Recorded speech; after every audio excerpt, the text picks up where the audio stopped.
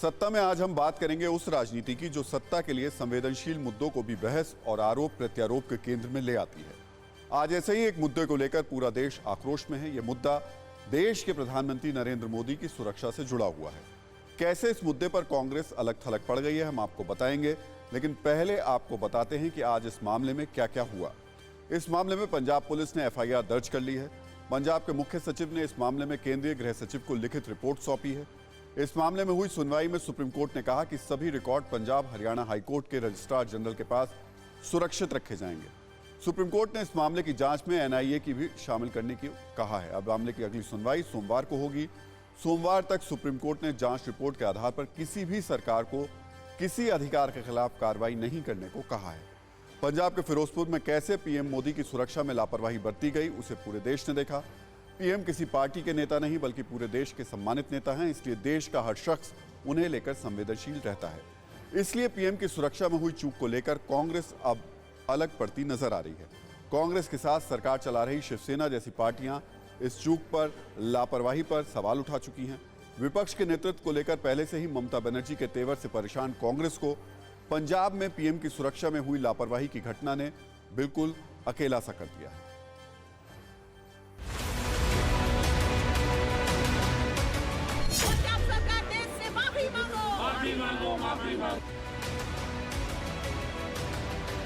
पाकिस्तान कांग्रेस की दोस्ती नहीं चलेगी।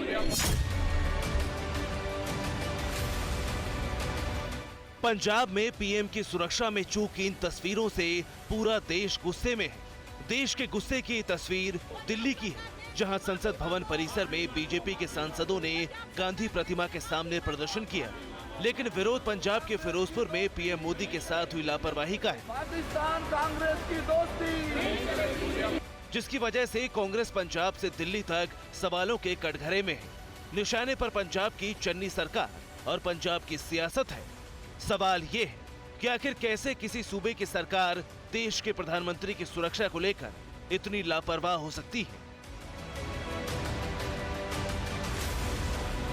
ये तो परमपिता परमेश्वर की कृपा थी कि देश के प्रधानमंत्री बनकर आ गए, वरना पूरी छूट दी गई थी कि कोई कुछ भी जाकर वहां पर कर सकता है। जाने के बाद ये पूरी छूट थी। पीएम की सुरक्षा में चूक का मुद्दा अब कांग्रेस के लिए गले की फांस बनता जा रहा है। अब सवाल सिर्फ ये नहीं कि लापरवाही किसने की, अब कांग्रेस को अलग थलग पड़ने का डर है।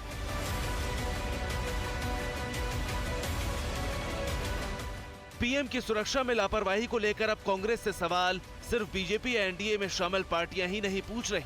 कांग्रेस की सहयोगी शिवसेना के नेता संजय राउत ने ट्वीट कर पीएम की सुरक्षा में लापरवाही पर सवाल उठाए। महाराष्ट्र में कांग्रेस के साथ सरकार चला रही शिवसेना ने जांच की मांग उठाकर कांग्रेस को बैकफुट पर ला दिया। कांग्रेस के साथ सरकार चला रही एनसीपी के सुर भी इस मुद्दे पर कांग्रेस के लिए परेशानी खड़ी करने वाले हैं। प्रधानमंत्री की सुरक्षा को लेकर जो चूक हुई, मामला गंभीर है। केंद्र सरकार अपनी जांच बैठाए हुए है, राज्य सरकार अपनी जांच बैठाए हुए है। ममता बनर्जी के नेतृत्व में टीएमसी पहले से ही अखिल भारतीय स्तर पर कांग्रेस मुक्त मोर्चा बनाने की कोशिश कर रही है। ऐसे में अब कांग्रेस की सहयोगी पार्टियों के साथ ही वो पार्टियां भी जो किसी मोर्चे में शामिल नहीं है, पीएम की सुरक्षा में लापरवाही पर सवाल उठा रही हैं। ओडिशा के मुख्यमंत्री नवीन पटनायक ने ट्वीट कर कहा कि प्रधानमंत्री एक संस्था है, हर सरकार का कर्तव्य है कि वो इस संस्था की गरिमा की रक्षा करे। इन सवालों के बीच कांग्रेस अकेली खड़ी है। कांग्रेस आलाकमान अब डैमेज कंट्रोल की कोशिश कर रहा है, लेकिन 5 राज्यों में चुनाव से पहले कांग्रेस इस डैमेज को कितना कंट्रोल कर पाती है, ये देखना होगा।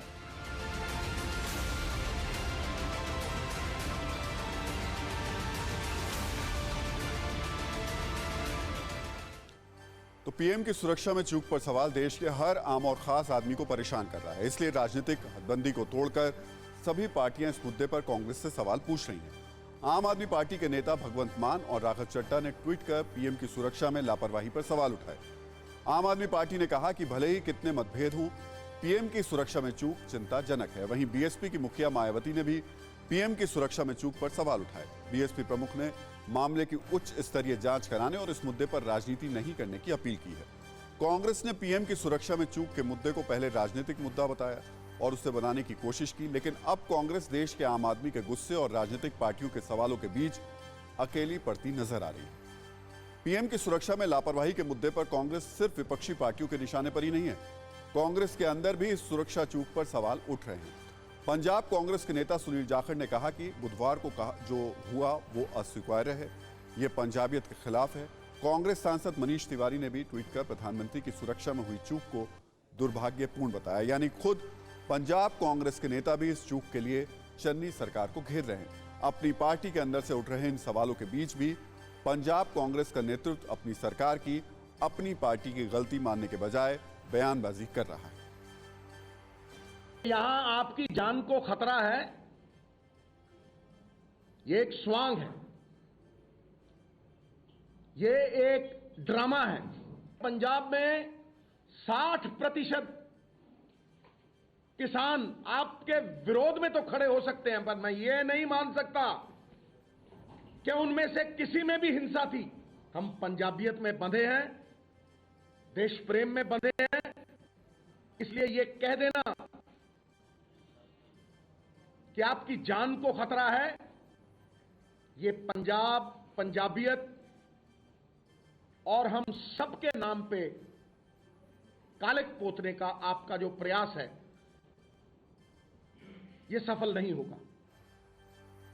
कांग्रेस को किसी विपक्षी पार्टी का सहयोग नहीं मिल रहा है, लेकिन कांग्रेस खुद को बचाने के लिए अब आक्रामक रुख अपना रही है। कल कांग्रेस ने पूरे पंजाब में हर जिला मुख्यालय पर पीएम की सुरक्षा में चूक के मामले पर प्रेस कॉन्फ्रेंस करने का ऐलान किया है। एक तरफ कांग्रेस आक्रामक रुख दिखाकर खुद को बचाने की कोशिश कर रही है, तो दूसरी तरफ कांग्रेस नेतृत्व को देश के गुस्से का भी अंदाजा है। इसलिए कांग्रेस नेतृत्व ने डैमेज कंट्रोल की कोशिशें शुरू कर दी हैं। कांग्रेस नेतृत्व से चर्चा और आम आदमी के गुस्से के दबाव के कारण पंजाब सरकार ने पूरे मामले की जांच के आदेश दिए हैं, लेकिन पंजाब सरकार की तरफ से जांच कराने के पीछे की मंशा भी समझिए। कांग्रेस की कोशिश है कि पीएम की सुरक्षा में लापरवाही को प्रशासनिक लापरवाही के तौर पर पेश किया जाए। पंजाब सरकार की कोशिश है कि इस लापरवाही की जिम्मेदारी कुछ लोगों तक सीमित कर दी जाए। कांग्रेस की पूरी कोशिश है कि पीएम की सुरक्षा में चूक को चुनावी मुद्दा नहीं बनने दिया जाए। पीएम की सुरक्षा में लापरवाही की घटना के बाद कांग्रेस को डर है कि केंद्र सरकार इस घटना को लेकर कोई बड़ा एक्शन ले सकती है। दिल्ली में पीएम के राष्ट्रपति रामनाथ कोविंद से मुलाकात के बाद कांग्रेस नेता प्रियंका गांधी ने पंजाब के सीएम चरणजीत सिंह चन्नी से फोन पर बात की। कांग्रेस नेताओं को डर है कि केंद्र सरकार चन्नी सरकार के खिलाफ कोई बड़ा एक्शन ले सकती है। एक्चुअली क्या है, BJP is in no game. उनकी यहाँ कोई बात नहीं है। वो किसी ना किसी तरह यहाँ प्रेसिडेंट रूल लगाना चाहते हैं और प्रेसिडेंट रूल लगाकर लंबे समय तक यहाँ राज करना चाहते हैं। आपको लगता है ऐसा? प्रेसिडेंट रूल होने वाला है, होने वाला है। बात को उस तरफ ले जाया जा रहा है। अरे क्या कर रहे हो आप? एक डेमोक्रेटिक सिस्टम है, एक चुनाव आ गए हैं, तो चुनाव को सही जितनी जिम्मेवारी मेरी है, जितनी पंजाब की जिम्मेवारी है, पंजाब सरकार की जिम्मेवारी, क्या केंद्र सरकार या केंद्र सिक्योरिटी की उतनी जिम्मेवारी नहीं है? सवाल ये कि देश के गुस्से के बाद भी कांग्रेस क्यों आक्रामक रुख अपनाने की कोशिश कर रही है। इसके पीछे कांग्रेस को पंजाब में राजनीतिक फायदा दिख रहा है। कांग्रेस पीएम की सुरक्षा में चूक को किसानों के गुस्से से जोड़ रही है। कांग्रेस इस मुद्दे को किसानों से जोड़कर किसानों के साथ खड़ा दिखना चाहती है। कांग्रेस की कोशिश है कि खुद को किसान हितैषी दिखाकर विधानसभा चुनाव में किसानों के वोट पर दावा किया जा सके। इसलिए कांग्रेस की पंजाब सरकार ने जिन लोगों के खिलाफ एफआईआर दर्ज कराई है, उन पर बेहद साधारण चार्ज लगाए गए हैं। इन लोगों पर धरना देकर ट्रैफिक बंद करने का आरोप लगाया गया है।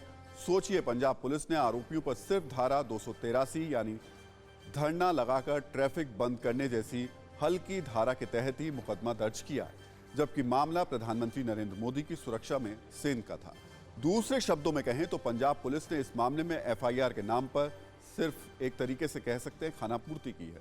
वहीं सिद्धू और चन्नी जैसे नेता किसान आंदोलन और किसानों की बात कर रहे हैं। साथ ही कांग्रेस नेता इसे पंजाब वर्सेस केंद्र का विवाद बनाने की भी कोशिश कर रहे हैं। क्या आपको ऐसा लगता है कि बंगाल की तरह यहाँ पर भी जो सीनियर आईएएस ऑफिसर हैं या आईपीएस ऑफिसर, उनको बदल दिया जाएगा? लगता नहीं होने वाला है। हमारे चीफ सेक्रेटरी को नोटिस आ गया है, हमारे डीजीपी को नोटिस आ गया है, 4 एसएसपी को नोटिस आ गया है, डीसीज को नोटिस आ गया है। अब ये करना क्या चाहते हैं? क्या इलेक्शन को लूटना चाहते हैं या यहाँ राष्ट्रपति राज लगाकर अपना राज स्थापित करना चाहते। कोरोना धर्म नहीं देखता, जात नहीं देखता, अमीर गरीब ऊंच नीच नहीं देखता। कोरोना सिर्फ मौका देखता है, लेकिन आप उसे मौका मत दीजिए। बस इतना कीजिए, जब कभी दफ्तर से बाजार से घर लौटिए तो इतना ख्याल जरूर रखिए कहीं आपके साथ कोरोना आपके घर तो नहीं जा रहा। भूलिए मत, कोरोना अभी जिंदा है।